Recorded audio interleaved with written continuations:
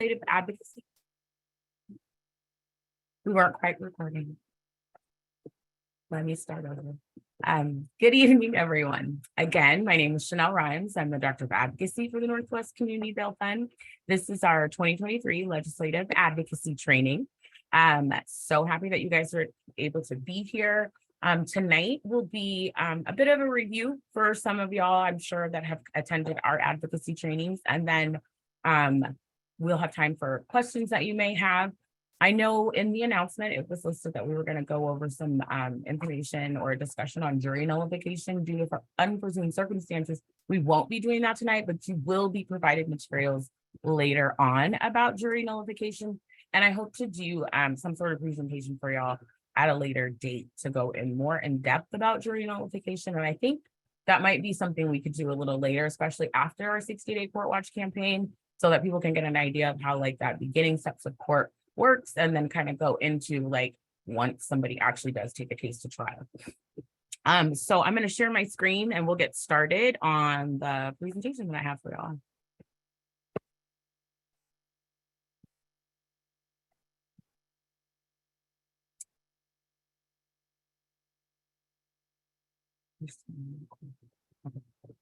Yeah.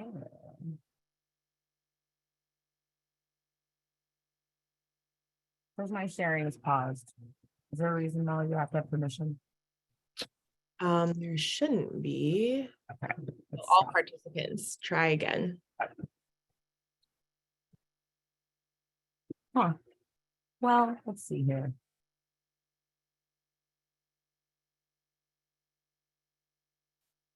Sorry, y'all. I don't know. I thought this would have been easier. I usually have no problem sharing my screen.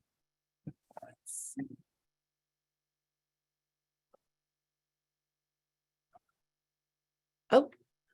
Oh, Zach. a white screen now. It's loading. What about now? Yep, it's okay. There we go. Okay, sorry about that, technical difficulties.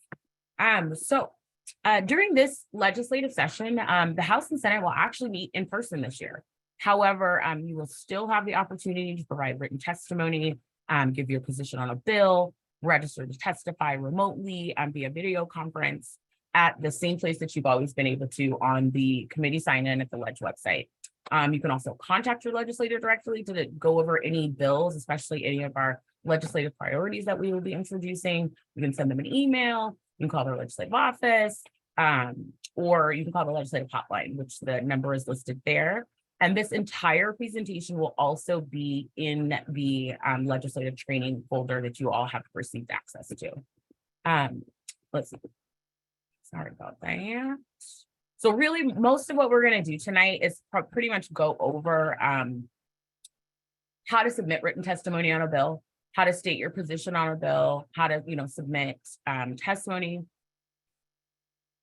Or, oh, that's supposed to be oral testimony, my God, on the bill. And then as well as talk about some of the upcoming legislation in particular. And there's a real bill in particular that we are really going to need your assistance on this year. I'm not going to go over the more in detail than like how a bill becomes a law, but I did put all of those slides and information and step-by-step on how a bill becomes a law within that legislative training folder. So you can review that on your own if you're still wanting to know a little bit more about that. You can submit written testimony on a bill up to 24 hours after the start of a committee hearing. There's a list of committee hearings that can be viewed through the House on the legislative website, accessing this link here, or you can do the Senate accessing this link here. You can also do written testimony again. And if you wanted to go in and say support a bill online, I didn't realize this, sorry, anything I touch, it's going to make it move. So you can support a bill online just by going in and going to ledge.wa.gov, legislature pages. And then basically these are the steps that you would do. Go there, register to testify remotely during a hearing. You can do committee sign in, or you can, and then once you do that, you would select to select the committee and which meeting. Or if you're just going to give your position on a bill, you would skip straight down to step 5 and just say, I'd like my position noted for the record. And that would take you to another screen, which would basically just have you put your information in, and then you would click either like, I am for this bill or I'm supportive of this bill. Also, because I can't see, please note in the chat to Molly, and then Molly can kind of ping me. I am able to see the chat if anything comes up, but I can't see your faces. So just let me know if you need me to stop or you have a question at any time. Virtual testifying is almost the same process to start doing that. You'd go to step 1, go to the ledge, register to testify, pick which committee you're signing into, and then proceed to register, entering your name. It's going to ask you probably like your address for your legislative district, so that can be noted. And then you'll kind of go into a queue to be able to testify. Mind you, a lot of times, if it's a very important bill, something that a lot of people have an opinion on, there's going to probably be a lot of folks to testify, and you may not get a chance. So that can come up sometimes. When you're testifying virtually, you want to make sure that you're punctual, you're there. There's usually only one public hearing where testimony is taken on a bill. Of course, all sign-in is done electronically. You'll receive an individual link for yourself during the virtual meeting after you sign in. And then once the meeting begins, committee members will present, the committee chair will open the hearing on a particular bill, and then they'll allow open comments made by the bill sponsor or by committee staff. Sometimes there may be questions as well from other committee members to like the committee staff regarding information on the bill or where certain information was gathered. Sometimes the chair will also ask for testimony from proponents and opponents immediately. That doesn't always happen. The chair will organize the meeting, making sure that all the committee members hear the relevant information, interested persons are testifying. And a lot of times it's going to be like key stakeholders, say, for example, if it was like a housing bill, Washington Low Income Housing Alliance would probably be one of the first people to testify on the opposition or pro, depending on who is the sponsor of the bill. See, I can't touch anything on my computer. The hearing does not exceed the time available. That is something also to be noted. So like once it's done, it's done. And I have literally been scheduled to testify and was told, prior to that, my testimony would say I'd be able to have 2 minutes. And then in the middle of the committee hearing, I get a message in the chat that says, oh, we're running out of time. You have to reduce your testimony down to like 30 seconds or 45 seconds or 90 seconds. So be prepared to sometimes have to shorten whatever you say and just make sure to hit your main points. Of course, once you get there, begin testifying, you're going to introduce yourself. You would address the chair as Mr. or Madam Chair, and members of the committee, state your name and where you live and your legislative district. And then you can say either if you're representing yourself or you'd be representing a group or an organization. And then you would just go into, I support this bill because. Make it clear though too in the bill, in your remarks, if you are representing other citizens or a separate group, be sure to be brief and make your remarks clear. Try to avoid being too technical. People's eyes tend to glaze over, and stay away from repetition. Don't worry about being nervous. You're just there to present your testimony, and just remember there are people just like you and me, and they work for us, essentially. I'm going to take a pause right there. Molly, how are we doing? Anybody, any questions? And feel free to just say it because I can't see you. No questions so far, unless someone wants to speak up now. Okay, and then speed's okay, not going too fast, I hope. More, just be prepared too that sometimes committee members or the committee chair may ask you questions.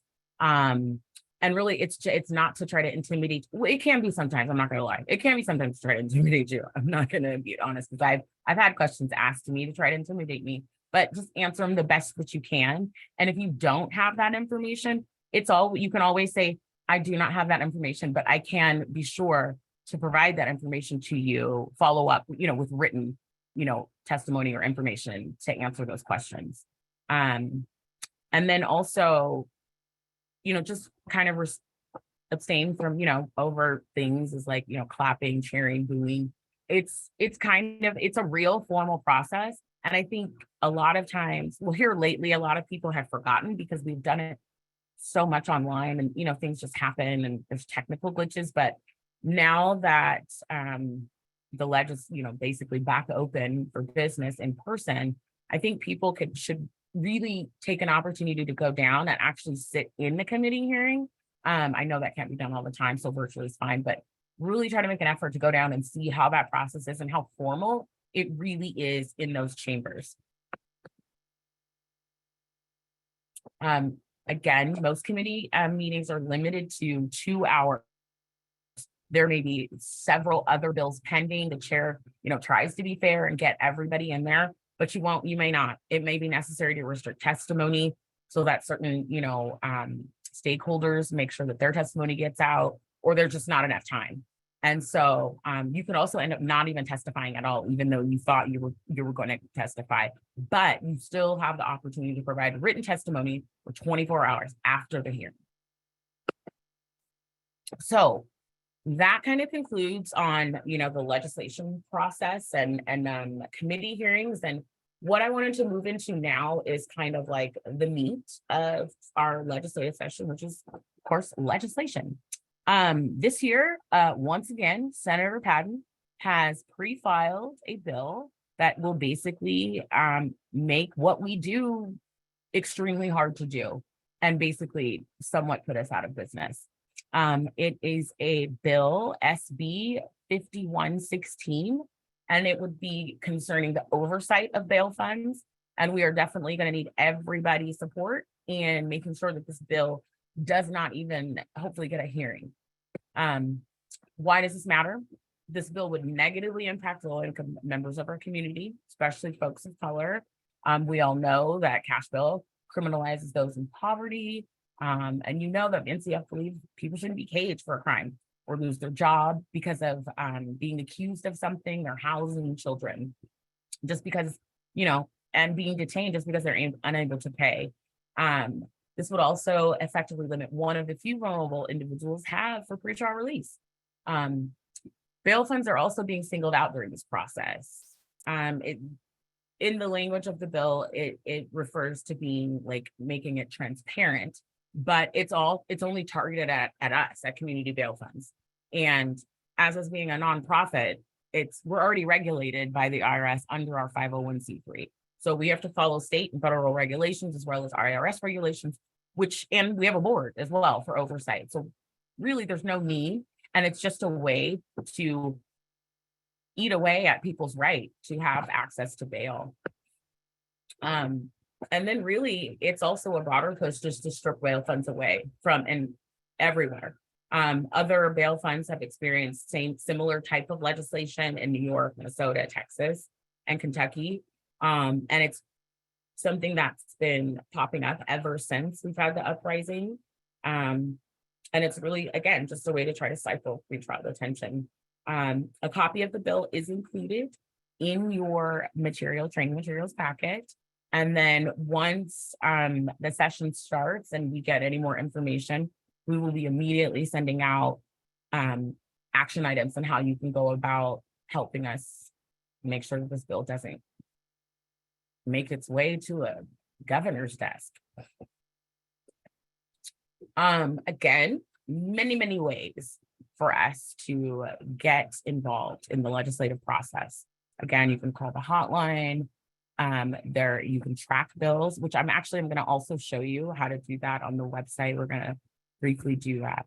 And then testifying remotely, websites there. And if you don't want to testify, you can always watch anything on TVW. And even if you miss a committee hearing, everything is always stored on TVW. So you can come back later and watch a committee hearing that you may have missed. Or if you want to look at a committee hearing on legislation that was previously, submitted during a previous legislative session and didn't really make it, just to see what other folks said or what opposition was there. That's also really helpful to check out. We do have a few bills that are going to be on our legislative priorities that were dropped last the previous biennium and didn't, make it fully through each chamber. And so they've been reintroduced again. And so that can kind of give you an idea. You could go check and see, what happened with those bills, especially during the committee session. So, and go ahead. Just thanks, Chanel. I was going to say, it looks like a question in the chat. Is it worth noting your position for the record, the non-testifying option, or is it better to email your legislator? I would actually say do both. Noting your position, I think, number one, I said the most impactful thing is directly to speak to your address your legislator. That's the most impactful thing. But I think both of them need to be done. And with the noting your position for the record being so easy, I think do both. Contact and also note your position for the record, because those things do get looked at. That is all tallied, it's all tracked, and legislators look at those things to see how many people signed in, who was opposed, and they even look at two specific, like what legislative district are you in, and you were supporting this, or are you in, or were you not, and you're supporting this. But that's a great question. So please do both. Yeah. Thank you. And then another question. So we can review the commentary on the anti-bail fund bill that came up last year on TVW. Yes, you definitely can. I will say one of the main issues why the bill did not advance last legislative session is because the bill was calling for the auditor's office to do something that they have no authority over. Well, because they figured that out, that the auditor didn't have authority over it, Senator Patton and whoever helped him draft this and whoever drafted this bill has now included language to give the auditor the authority to do what they're asking in the sense of oversight. And their oversight would basically be like an audit of us. And we would have to submit reports, I believe it's quarterly, on who we bailed out, what they were accused of, how much we paid bail for, the county, where the money came from. It would basically make what we do virtually just impossible. We do not have the staff, we do not have the resources nor the time to do what they are asking. I think I see another hand. Oh wait, Susan, or is it? Go, you know what, Molly, I'm gonna let you moderate because I can't hear. No worries. I was about to say the same thing. Susan, did you have your hand? Did you have a question?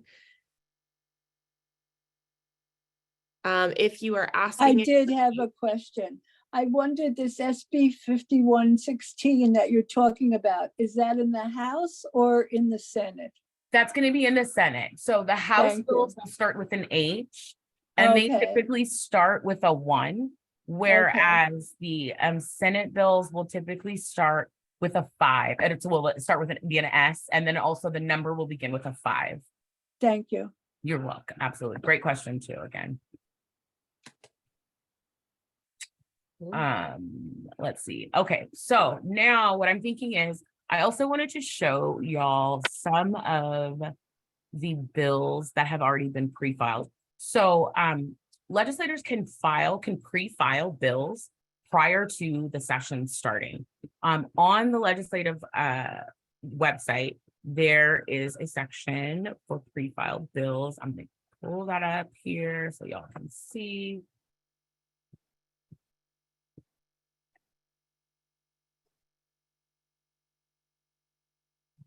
Share the screen real quick so you could actually see how I navigate there.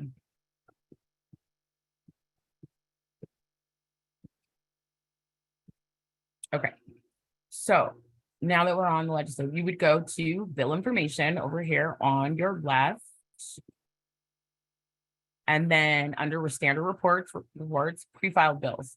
And this is where you would retrieve just a complete list of all the bills that have been pre-filed for the current biennium in the House and in the Senate. So this is everything that has been filed, and it gets updated. Bills can be filed every day. So since this has begun, I have been coming and checking daily to see what is being filed. Now, all of these bills are not going to be pertaining to NCBF or our interest. So what I have done is I have taken all of the bills that we have some sort of interest in and created a spreadsheet so that y'all can have an idea of exactly what we're interested in. And then I will also be creating another tracker, which will be added to that folder that you already have a link to, so that you can come back and track and reference and see where progress of bills have gone. So this is just the page that actually you'd see on the legislature's website. And then this is our what we have been interested in.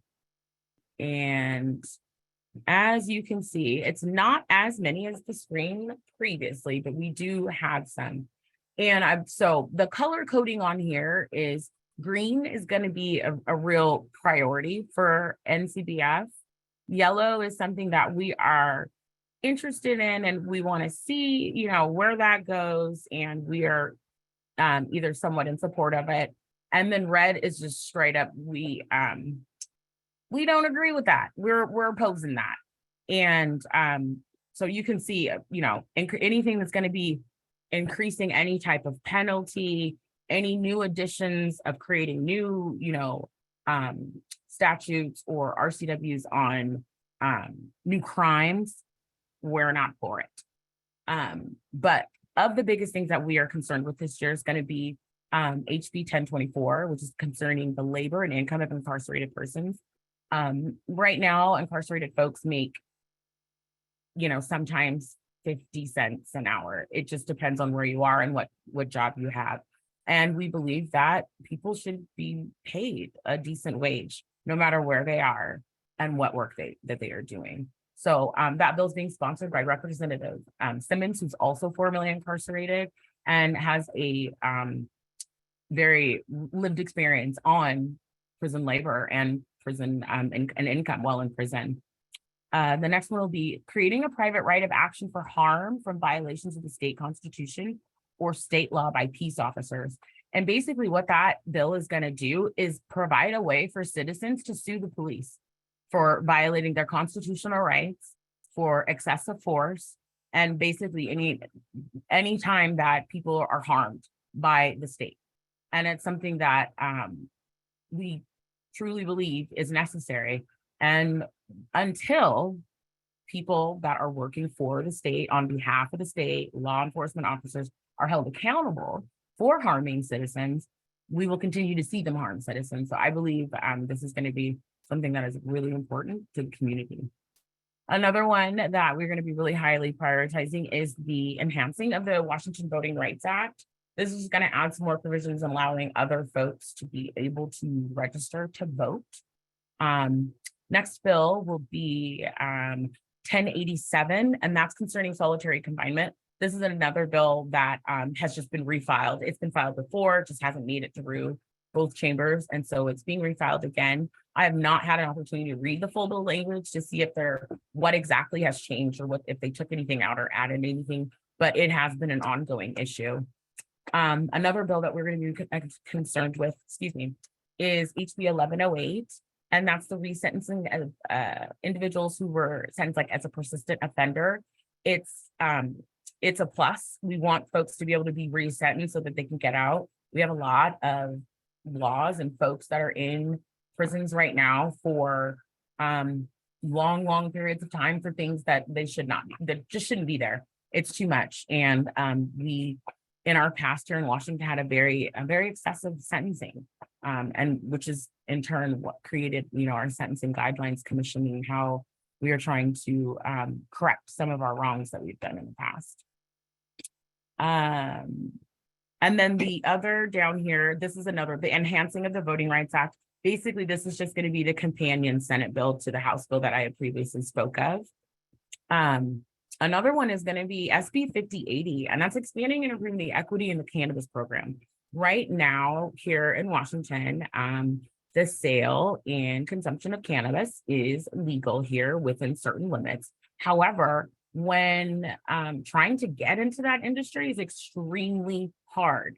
And it's kind of ironic that most of the people that were impacted by this prohibition in the past are now being excluded from being able to make any type of money up from it now. So what this bill will do is kind of create like an equity program, saying that the DOL will have to kind of ensure that they're giving licenses to people that were, convicted of marijuana crimes in the past. This type of legislation has actually been successful in Oakland, I know for sure, California. They created a ordinance to where their regulatory agency that handles their cannabis has to give out a certain number of licenses to those that have been that have convictions, have marijuana convictions. So good to see that Washington is trying to move forward and be equitable in that process as well. Now, and then, of course, again, oversight of bail funds, which is SB 5116. And then another bill that is coming up too is 5131, concerning the money received by Department of Corrections from those that are incarcerated and outside sources for the purchase of commissary items. So when folks are incarcerated, family, friends, whoever can send money into them, and it's called, putting money on their books. Commissary, of course, is somewhere where folks that are incarcerated can go and buy toiletries, they can buy food, snacks, all types of different items, which, as you should know, are very expensive and marked up hundreds of % than what you and I would actually pay for them out here, outside the gates. But when that money is sent in, most folks that are incarcerated have some sort of fines, fees, or court costs or restitution. And every time your family member sends in money, the Department of Corrections takes a percentage of that money and applies it to your fines and fees. It's kind of ridiculous, because if you're there for a long time, and it's not the case now for people, because as of January 1st, the interest was no longer, the 12% compound interest is no longer, but previously, it's like folks were sitting in there, their fines and fees were just sitting, collecting interest. Family and friends are sending in money. The Department of Corrections is taking some of that money and applying it to the fines and fees. Well, at the same time, the interest is just kicking the number back up. So they're not really, folks that are incarcerated are not really getting the full amount of money that their family is sending them. And then it's being sent to to pay off something that is still increasing every day. So it makes no sense. And what they're trying to do is just regulate the amount of money that basically DOC can take from folks. 5134 is going to be concerning reentry services and supports. It's basically just helping folks who are coming out of prison have more services, more access, and that's something that everybody needs. 5135 is also going to be the companion bill to the House bill concerning solitary confinement. We want to end solitary confinement here completely in the state of Washington. Any questions before I move on to the opposition things? One question in the chat is, why is SB 5116 color coded green? As a priority. That's okay. The only reason. We're in opposition. I couldn't do it red and green. Yeah. So I just put it as the green. So because I wanted to make sure all of the greens are a priority for us. The yellows we're concerned.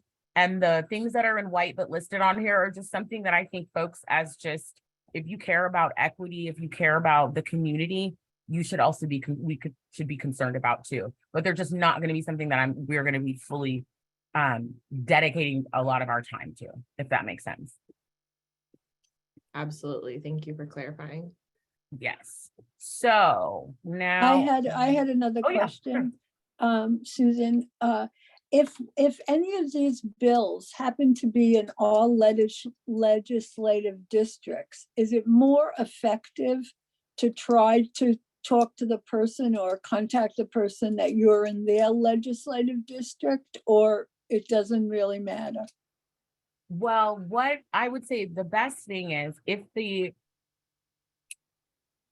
people that it's better, it's always best to talk to your legislator, because they know they have a commitment to you. However, if a bill gets a hearing in a committee, you would want to contact the committee members, because if we are in opposition of that bill, we would want to contact those committee members and say, hey, we do not want you to pass this out of committee. They are the folks that would be in charge of whether that bill moves forward or not. So as far as like right now, none of these bills, well, I take that back. 2 of these bills actually do have a hearing. I just found that out about 40 minutes before we started. And I'll tell you guys about that. They're next Tuesday. But most of these bills do not have a hearing yet. The legislative session does not kick off until next Monday, the 9th. And that's when most of the hearings will start.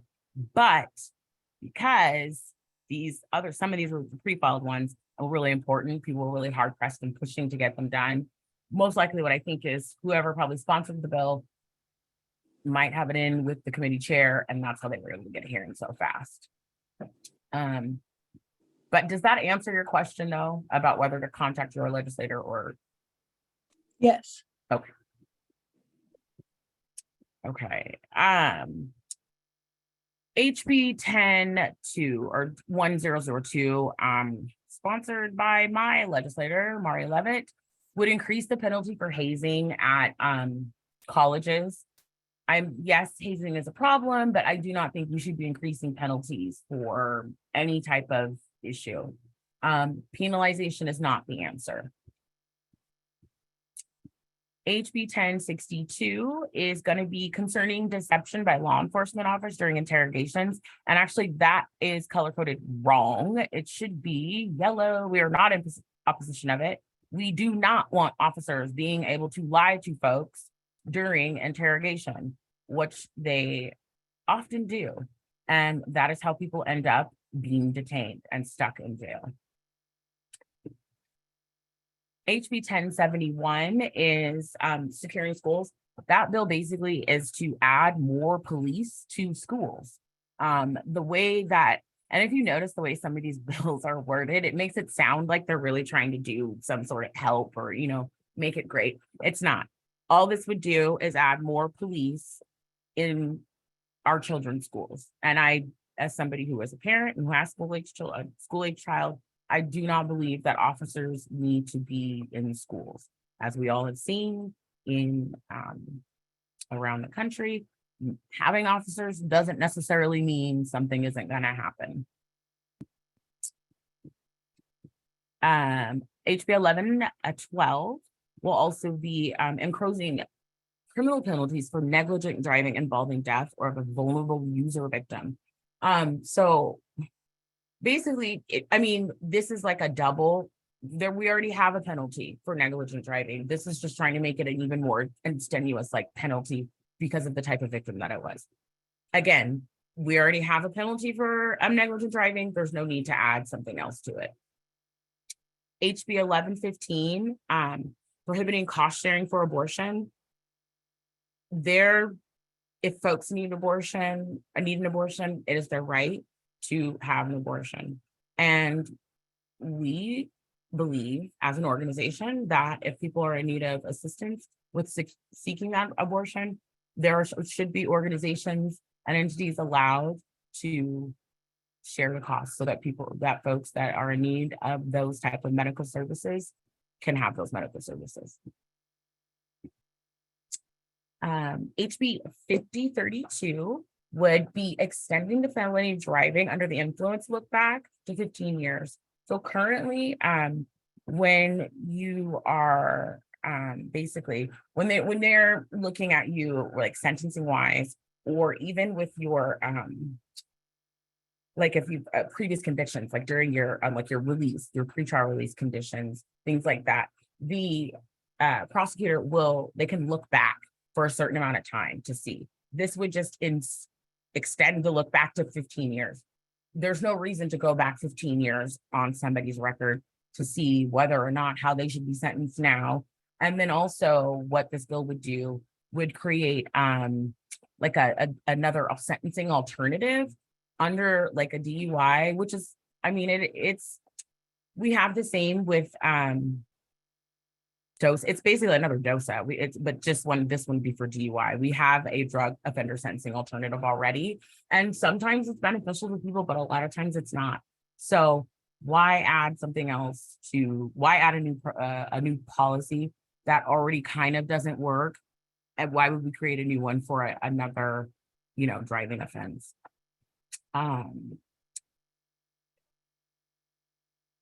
Let's see. SB 5033 would reclassify the sentence for the crime of sexual custodial misconduct. This basically would increase the reclassification, would make it an even more egregious crime, and then a larger penalty or more severe penalty. 5034 would be concerning the authority for police officers to engage in vehicle pursuits. Basically, this would allow police to do high-speed chases and chase people down, putting the community and other citizens at risk. 5035 is going to be concerning the possession of controlled substance. If you are unaware, our Supreme Court ruled that possession of a controlled substance was deemed unconstitutional here in our state under the State v. Blake. And what that did was sent our law enforcement and prosecutor's office to a chaos. And so our legislature had to basically come back and write a new legislation, because when the Supreme Court did that, it basically created chaos, because they would have to go in and vacate anybody's sentence who was ever convicted of possession of a controlled substance, which I'm sure y'all might know might be a lot of people within the state. That would be ever. And then also they would have to refund all of the monies that people have paid, any fines associated with that. So what the legislature did was came in and they wrote another bill to kind of handle that. But that bill will be sunsetting this year. And we believe what is in the pipeline is that Representative Simmons, who is our first formally incarcerated legislator, will be introducing a bill that will replace the one that is sunsetting. And it's going to be more geared, that is in favor of those who are harmed by having that conviction. This bill here, though, is going to basically just make possession of a controlled substance a crime again. That's all this bill would do. SB 5042 is authorizing the use of vascular neck restraints. Vascular neck, basically what this bill would do was authorize police officers to use chokeholds. That's it. Fancy vascular neck restraints. It basically would give the police the authority to put people in chokeholds, which we all know tends to lead to people's deaths. So we're in opposition to that. Excuse me, I'm sorry. Could I ask you another question? Sure. Okay, this one I don't understand. 5033, reclassifying the sentence for the crime of custodial sexual misconduct. Is that aimed at police officers or people in the jail who are committing? Okay, what does that mean? Crime of custodial sexual misconduct. It could be. Technically, I mean, they could charge them with that, but that's also a crime in itself that a regular non-state agent could commit as well, if that makes sense. Anybody could be. So we're against that because we don't. The one that they have now is sufficient. Is that what you're saying? Not necessarily that it's sufficient. It's that we do not agree with making the penalties that we have more egregious. We don't need to increase. If we already have a penalty for it, there's no need to increase the penalty, is what we're saying. Okay. Thank you. Mm-hmm. Let's see here. And then, so SB 5056 would establish a special allegation for habitual offenders. Again, this would add a new penalty to folks and also create a new label. And I also just want to mention, we are very big on language here at NCBF, and we use first person language. please note, the only reason that the word offenders is in this document here is because that is the legal language of the bill that has been filed.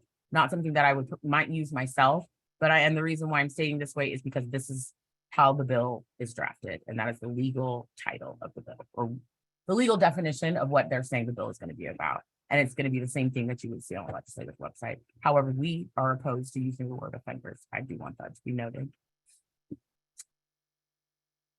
And yeah, so again, like I said, it would just create a special allegation, a special label for people that are habitual property offenders. And habitual property offenders would basically be like, that could be anybody, like shoplifting, what is it? Tagging, vandalism. Why do that? Those are misdemeanor crimes typically, depending on, or maybe a gross misdemeanor. SB 5076, concerning the authority to hold a person without bail until their first appearance on a domestic violence or protection order case. Many, many times, people that are arrested in DV situations are also victims. There should be no reason that anybody should be held without bail until their first appearance. Anybody that is arrested is innocent until proven guilty. So why should they be punished just because the officers at the scene deemed the incident to be of a DV situation or domestic violence situation? I understand that there are going to be victims groups and other folks that are concerned and want to say that, victims want this bill. However, many, many times, people that are also arrested for domestic violence are also victims. We assisted with the bail of a woman who was being held for a very large amount and accused of attempted murder of her abuser.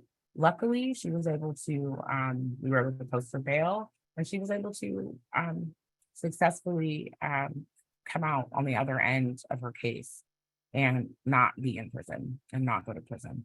So, and that woman was actually a victim in herself, and what she was doing was really self-defense. So adding another barrier to people being just, number one, being arrested and having them being detained even longer on something that they haven't really even been convicted of is not in line with our beliefs. SB 5098, prohibiting abortion on the basis of Down syndrome. As an organization, we believe that anybody that wants to access the medical services of an abortion should be allowed to, whether that is, no matter the case. That decision is between the person who's seeking that abortion and their medical provider. It has nothing to do with us, legislators, or other citizens. So we are in opposition to anything that will restrict anyone's choice on seeking an abortion. SB 5108 is going to be concerning a regional training model for basic law enforcement training. I have not fully read into this bill. However, knowing that it was sponsored by Senator Patton, it's bad. So, because that was first spot on my list, I just didn't get all the way to it. But I know it's bad because it was sponsored by Senator Patton, and he's also a former law enforcement officer and tends to be a little bit more law and order type, if you will, meaning he's also the sponsor of the chokeholds. He's the sponsor of the bail oversight bill. You can kind of see a pattern there, if you know what I mean. 5132 would be increasing the penalty for assaulting a law enforcement officer. Excuse me. The charge of or penalty of assaulting a law enforcement officer is already a Class C felony. I don't understand why they would need to make it even more egregious. I mean, to me, this just sounds like police being whiny once again about the jobs that they have to do and wanting to inflict more harm upon people. Not even, I mean, to me, it sounds ridiculous considering that they're the ones that are mainly abusing most folks out there, and it's not really the other way around. So we're in opposition to that too. SB 5149 is ensuring that our offenders who are incarcerated and commit murder may be charged with the death penalty. We are opposed to the death penalty. That should pretty much be it. So, I mean, too, in our state, we many electeds are against the death penalty. Why we would want to take that on and bring back the death penalty. We haven't had anybody put to death here in many years in the state of Washington. Why we would want to start doing that again, I'm not sure. Not really our place. We believe not our place to say who gets to live or die. So that kind of concludes everything that we are in strong opposition for. I'm going to kind of leave it open for folks to just kind of ask questions and chat too. I know we still have some time left. The other bills that are listed on here, you can go through yourself. All of the bills numbers have a hyperlink that will take you directly to the legislative website and to the bill where you can track its and see its progress. The sponsor of the bill also has a hyperlink. So you can click the hyperlink on the bill sponsor's name, and that'll take you to the bill sponsor's page. You can find out more about that sponsor, what committees they sit on. You can get there, you can contact them, and then you can also get more information, about their legislative office and more about them as well. I'm gonna stop sharing now so I can see all y'all's wonderful faces. Yeah, so opening up the floor for anyone to add any questions, anything, comments, please feel free. I didn't have any questions. I just wanted to say that's a great resource, like to learn more about it. So thank you for that. All the links to the bills themselves is really nice. Absolutely. And then so our legislative priorities, matter of fact, I'll just show you. I mean, they're in the folder that you have access to already, but because a few of them have not dropped, I'm not going to just release them to you tonight because I want to have the key points so that everybody just knows, and without having to put in all this information. And just because the way we do our legislative priorities is we're going to tell you what the bill number is, what the title is, and then the main points of the bill, like why we oppose it or why, or why we're for it. And 3 of those bills, which would be the LFO bill, and the LFO bill is going to be, it's basically going to deal with the DNA fee and the victim penalty fee. Those 2 things have been a bane, dragging on for years in LFO legislation. So last year we finally got 1412, the other pieces of legislation that were not passed in previous years passed, and HB 1412. And what that does is it makes it so that if you owe restitution to an insurance company or a state agency, you can go before the court and ask the court to basically waive your restitution, because essentially the insurance company, they've been made whole. And then essentially too, it's the state.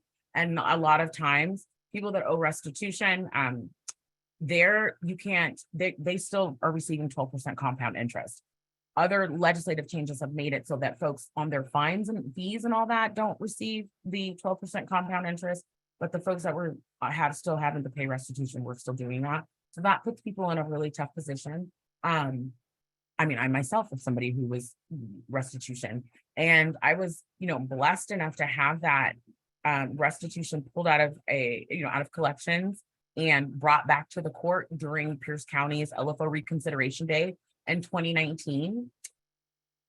The interest on that has now brought it back up to 6 figures. So in 2 years, there's now $60,000 of interest, which basically just keeps people in the rut. I mean, just keeps people in the system, because in our state, you cannot have your conviction vacated until all of the monies are paid off on your conviction. So if you've got a 6-figure restitution and you're probably not making, on the higher end, as most folks coming out of incarceration do, you're going to be stuck in that cycle forever. So the LFO bill will tackle the victim penalty fee and the DNA fee. it was such a contention last year that they just pulled it out, and Representative Simmons said, I'll just do a bill for those two things on its own. The other bill that we don't have a bill number for, again, is the Blake bill and the sunsetting that will, the bill that will replace the current legislation that will be sunsetting in June of this year. And then the third one is, what was the third one? LFO, Blake, and, oh shoot, hold on, what is it?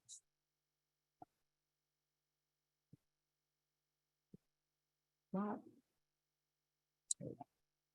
It is.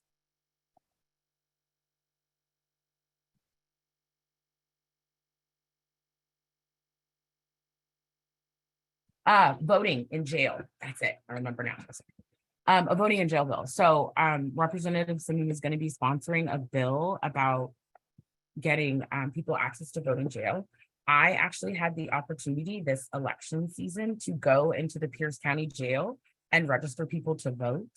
It was a really cool experience. So last legislative session, the legislature set aside money for county auditors' offices to request monies to set up a voter registration and voting program within their county jail. Only 2 out of all of our counties decided to do that. Pierce County was one, and Kitsap, I believe, was the other. And at that, Pierce County didn't even want it. Like I think they all were able to get like anywhere between $200,000 or like $250,000. Pierce County only said they would take $100,000 because if they took anything over $100,000, they would have to get permission from the county executive, who most likely would have been opposed to it. So they just stopped right at the threshold of and accepted only $100,000. And then they partnered with organizations, Freedom Project and Civil Survival, to have folks come in and help register to vote. And so I got to go in as like a, I don't know, a contractor for Civil Survival and help them, because I found out about it and they asked me, they needed more people, and asked me, and I was like, definitely want to do that. So we went in on a Saturday, myself and 6 other individuals. They split us up into 2. Pierce County has an old jail and a new jail. And we had one group of us went to the old jail, one group of us went to the new jail, and we went unit to unit and registered people to vote. It was a really, really great experience. We had the auditor's office there. We had representatives from the auditor's office there with us, register folks to vote. And it's really unfortunate too that there were so many people that are in there that did not realize they were eligible to vote. And that's the thing, as long as you are not under the custody of the Department of Corrections, you are eligible to vote. So meaning, even if you're sitting in jail, that's not the Department of Corrections, you're eligible to vote.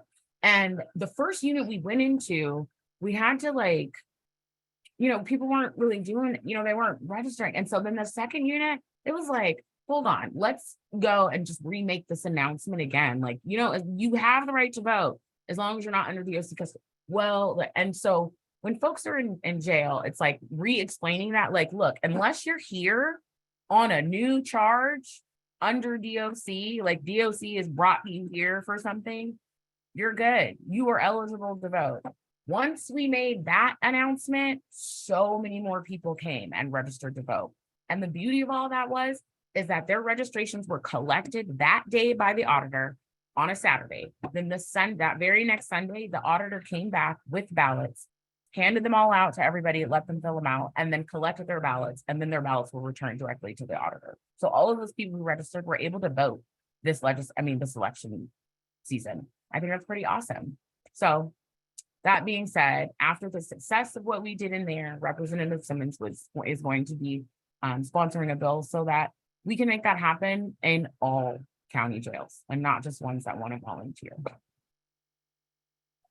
So, any other questions? When did you do that? When did you go through and do that voter registration? I can tell, hold on one second, I can tell you the date. I'm just curious because if it happens again, that's really cool. It was, wait. Yeah, so I went in on the 29th, I think it was. Yeah, 29th, October 29th. Nice. So they did it, they did it for the primary too, but they had a different setup, and it was kind of chaotic where they were like just had the volunteers in a room and were bringing people in, and they didn't get to everybody. So when we did it for the general election, they split us up and then had the volunteers go unit to unit. And then that way it was easier. And then you're not having to deal with people who have certain custody restrictions being able to go, not being able to go or do whatever. And so we were able, and we literally had every unit. We were able to get through every unit doing that. And as it was, one group of us got done early. And so we went to where the other unit, like they were supposed to end, so that we all just met, in the middle. And then that way, every single person who wanted the opportunity to register to vote that was in that jail got the opportunity to register to vote. Could I ask a question about that too? Sorry. Sure. What address did they use? Usually when you register to vote, you have to give an address, I believe. Actually, you have to give a mailing address. So their mailing address that they gave was the Pierce County Jail. Okay. And then for your to find out who you're voting for, what district you'd be voting in, it's wherever you lay your head. So even if you are unhoused and you sleep on a corner, whatever corner you sleep on, you would list, say if it was, I don't know, 13th and L Street, that's what you would list as your address. And 13th L Street, Tacoma, Washington. And then the auditor would determine from where you listed what legislative district that sits in. That is a kind of a misconception that people have. You do not have to have a physical roof address for to be able to vote. You can put anywhere as your mailing address, and or you can also have it where you can just pick up your ballot at the auditor's office as well. Thank you. Mm-hmm.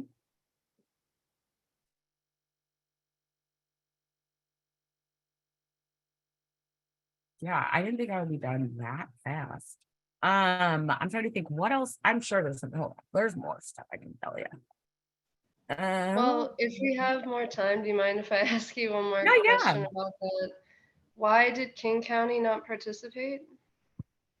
I mean, and I'm sure that there's lots of reasons, but what was their official... I don't know specifically. My own personal opinion is that Washington State is very progressive in our talk, but we're conservative in our actions. There's a lot of people that live here that pretend that they care and want to do all these things, and they don't.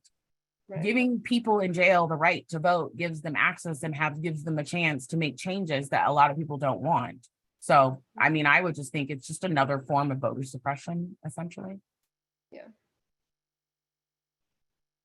Well, along those lines, you mentioned an organization that did you go in under an organization, and instead of like if I wanted to go as an individual, you can't do that. You can do that. We went in as an organization. So right. The auditor's office, basically, once they got that money, reached out to two organizations that they already knew were very well known in the community that do criminal punishment reform work, which was Civil Survival, who was basically started by Representative Tara Simmons prior to her being elected to state office. She started that organization to basically teach people coming out of incarceration how to advocate for themselves. And so that was one organization. The other organization was the Freedom Project, another organization that employs formerly incarcerated people, and they do tons of work in the community. I mean, there's various different things that they do. They provide classes, they provide reentry services, they help people with financially, like if they need it, they help people pay their utilities. They do a vast number of things, and they've just been around and in the community for so long and are so well known. I pretty much think that's why the auditor's office reached out to them and had them do it, partner with things.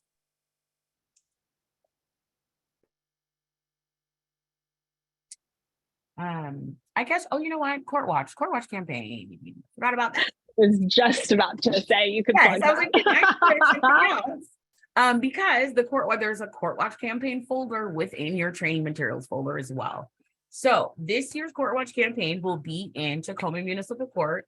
We are continuing with the smaller municipal court, and we picked Tacoma because, like Seattle Municipal, they offer a virtual courtroom, which would make it so much easier for us to have court watchers.